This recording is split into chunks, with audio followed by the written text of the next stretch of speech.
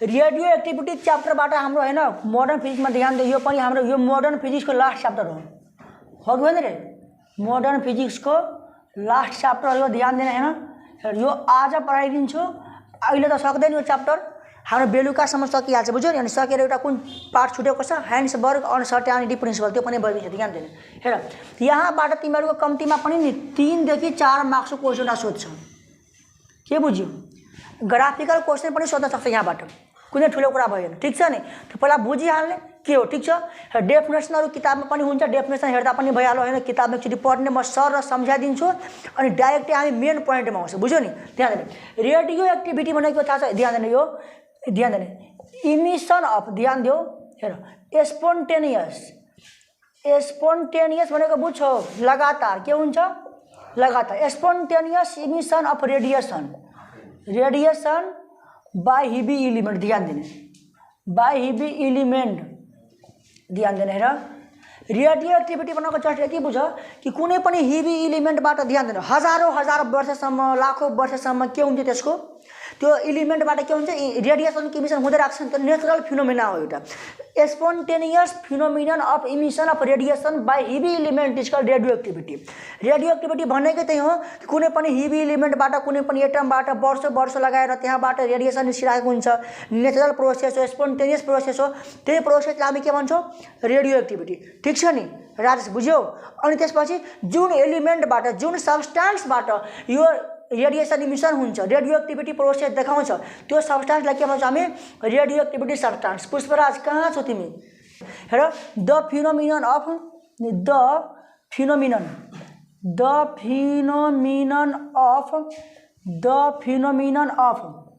अब फिनोमिनन भन्दा पनि ध्यान they, the phenomenon of spontaneous emission of radiation, the phenomenon of spontaneous emission of radiation by Higgs element is called radioactivity. त्यसलाई नै हामी के भन्छौँ, रेडियो एक्टिभिटी भन्छौँ, ठिक छ नि। अनि the substance which undergoes the radioactivity,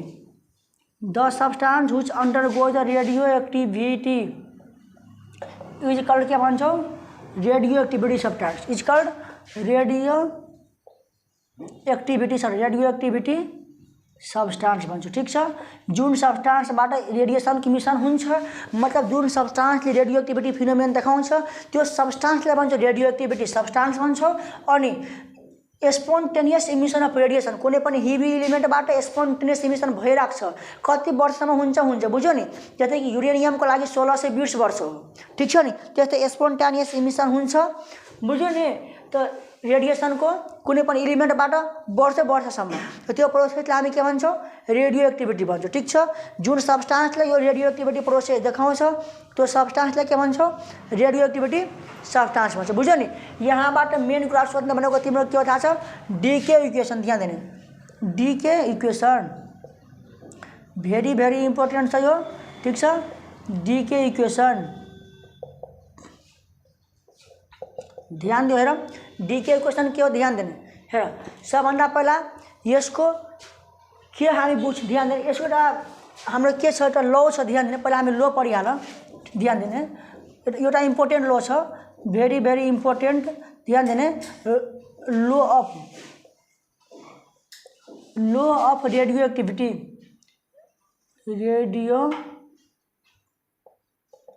activity, disintegration, ध्यान देने। यो लो के भन्दैछ भने ध्यान देने, the rate of disintegration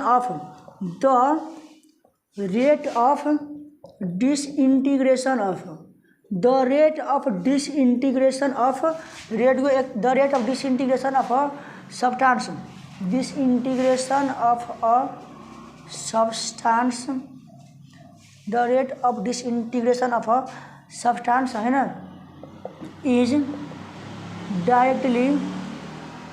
is directly proportional to the number of atom of substance है ना, remind at any instant of time at any instant of time t that is rate of disintegration of radioactivity substance अगर अपन भइहाल्छ radioactivity substance dN/dt ई direct to -n हुन्छ। ध्यान दिएर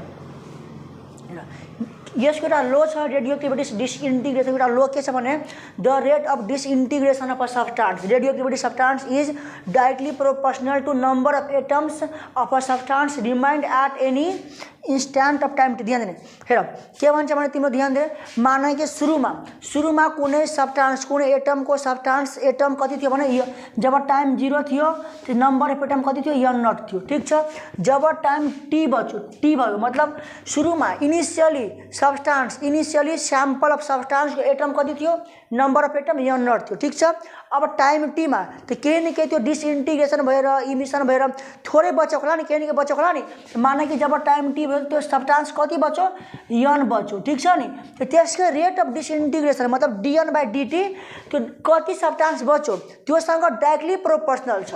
अनि नेगेटिभ साइनको मतलब के भयो टाइम बढ्यो भने n घट्छ। अब ध्यान दियो जब टाइम t = 0 थियो ठीक छ नि त कुनै पनि एटमको सब्सटेंस कुनै पनि सब्सटेंसको एटमको सब्सटेंस कति थियो n0 थियो।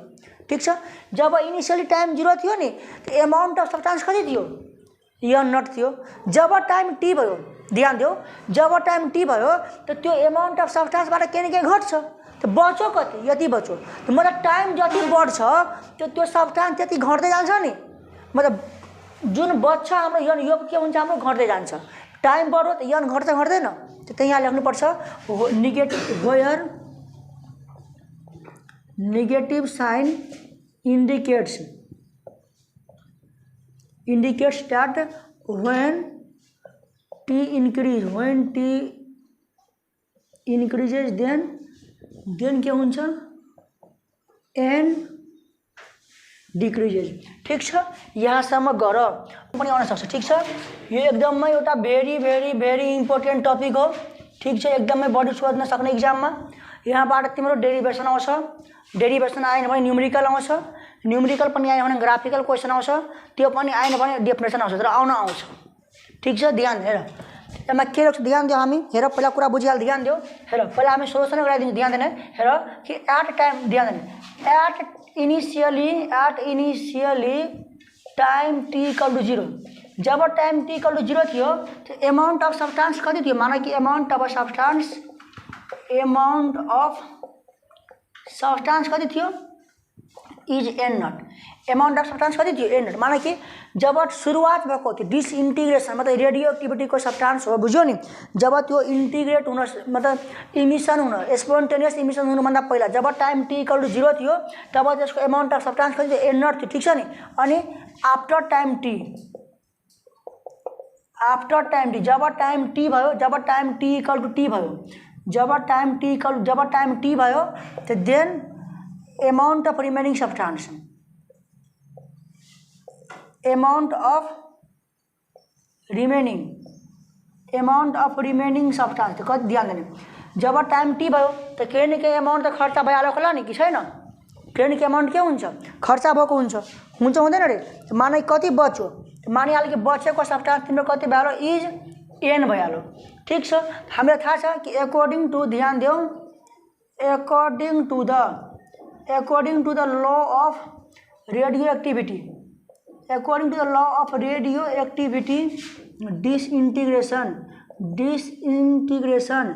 लॉ अफ रेडियो एक्टिविटी डिसइन्टिग्रेसनले के भनेको छ भने rate of disintegration is directly proportional to number of atom present after time t हो कि होइन त्यहाँ माइनस लाग्छ यहाँसम्म। ठीक छ नि, अब त्यस्तै और ध्यान दिने dN/dt इक्वल टू आउँछ प्रोपोर्शनल हटेपछि यहाँ माइनस लेम्डा n आउँछ बुझ्यो नि इक्वेसन मान्न 1। अब ध्यान दिने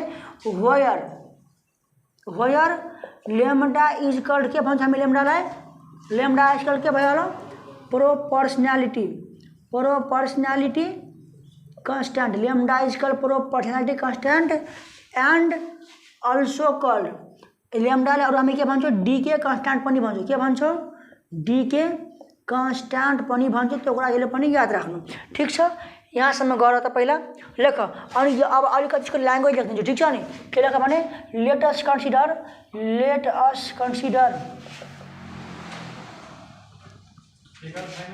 फिगर छैन let us consider the amount of substance amount of radioactivity सबटा लेख amount of radioactivity substance amount of radioactivity substance at initially t equal to 0 is n0 and after time t that is जब time t equal to t भयो then the amount of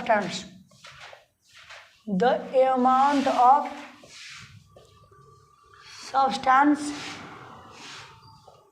remained is n then ध्यान they job initially जब सुरुवात भएको थियो रेडियोएक्टिभिटी सब्स्टान्सको जब time T equal 0 थियो amount कति थियो n0 थियो जब टाइम टी भयो भने कति सब्स्टान्स बच्यो रेडियोएक्टिभिटी भइसकेर यति जम्मा बच्यो किन हाँदैछ र के भयो पुरा हाँदैछ के भयो हैन त्यो कुराहरु याद छ ठीक छ नि ध्यान दिएर जब टाइम टी भयो सब्स्टान्स यति बच्यो तर त्यही कुराले छ जब टाइम 0 थियो सब्स्टान्स यति थियो जब टाइम टी इक्वल टी भयो त बच्यो कति केमिकल काइनेटिक्समा पढाएको थियो नि बचेको सब्स्टान्स हैन बच्यो कति n बच्यो न अब रेट अफ डिसइन्टिग्रेसन मतलब रेडियोएक्टिभिटी लो के भन्दैछ dN/dt is directly proportional to number of atom बचेको त्यो बचेको n सँग डाइरेक्टली प्रोपोर्शनल छ माइनस आइदियो अनि यो प्रोपोर्शनालिटीको साइन हटाउने बित्तिकै कन्स्ट्यान्ट आयो ल्याम्डा भनेको प्रोपोर्शनालिटी कन्स्ट्यान्ट यानी n भयो ठीक छ यहाँसम्म गर्ने अब त्यसपछि ध्यान दियो यो माथिको भयो र यो खोइ लेखेको छ लेखेको छ नि त अनि तलको लेख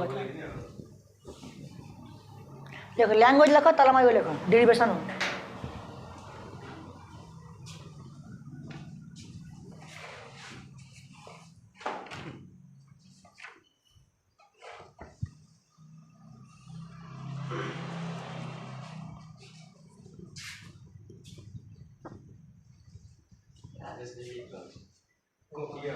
के भयो तिमीहरु कपीको सोच सक्या तिमीहरु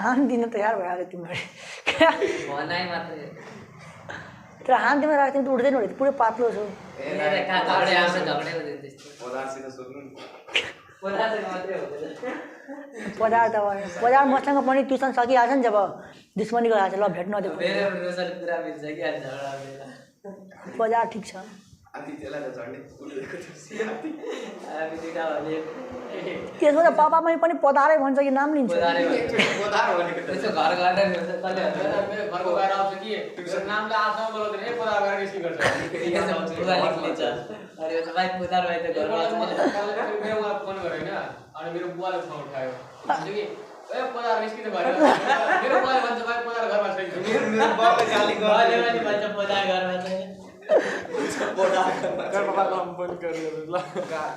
अरे सबैजना किन फोन गर्छौ रे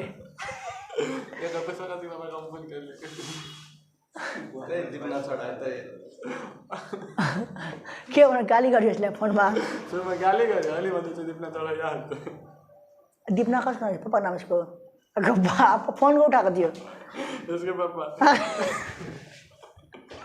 अनि मलाई कल गरेर भन्दै कति नाम राख्दै गर्छ छोराछोरी दिपना न छोरा के नाम राख्दियो यसले फोन गर्यो कि छोरा बोल्यो अनि यसको बाउकै नाम यसले बोलायो फोन यसको बाउले नै उठाएछ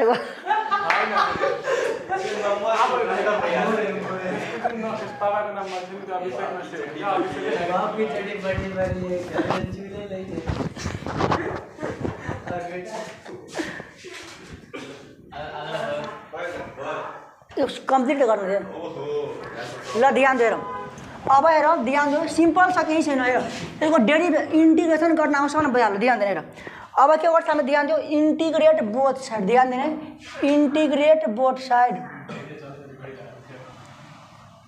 इंटीग्रेट बोथ साइड जब इंटीग्रेशन गर्दै के हुन्छ dn अपन dt अब यता माइनस लेम्डा किसी पहिला एरेन्ज गरिहाल्नु ध्यान दिए पहिला एरेन्ज गरिहाल्छु dn छ नि n तलमा ल्याइदिन्छु ठीक छ अनि equal to minus lambda dt भइहाल्यो ठीक छ अब गर इंटीग्रेशन कहाँदेखि कहाँसम्म सुरुमा त्यो n नट त्यसपछि बच्यो n सुरुमा टाइम 0 थियो त्यसपछि भयो टाइम t त और कति भइहाल्यो dn बाइ n भनेको log बेस en भइहाल्यो यता तिम्रो लिमिट लगाऊ n नट देखि n सम्म इक्वल टु माइनस बाहिर निस्किन्छ लेम्डा कन्स्ट्यान्ट हो dt को इंटीग्रेशन के भइदिन्छ t भइदिन्छ ठीक छ लिमिट लगाऊ t इक्वल टु 0 देखि t सम्म ठीक छ अब त्यस्तै ध्यान दिनु लगभग सकिहाल्यो हाम्रो हेर त्यसपछि हाम्रो कति भयो अब लिमिट लगाउँछौँ पहिला अप्पर लिमिट लगाउँछौँ त log base en minus lower limit log base n not equal to minus lambda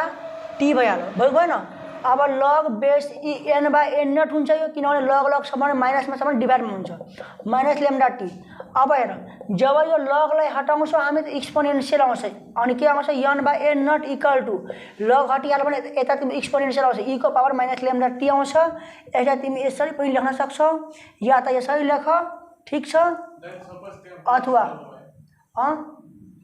तब माथि प्लस आउँथ्यो यहाँ प्लस भएको भए और कहाँ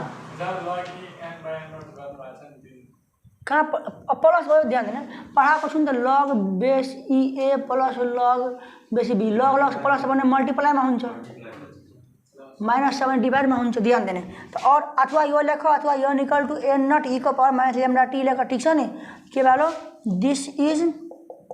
this is required expression of decay equation ठीक छ यसरी हामी गर्छौं ल आज क्लास यहाँसम्म गरौँ बाँकी कुरा हामी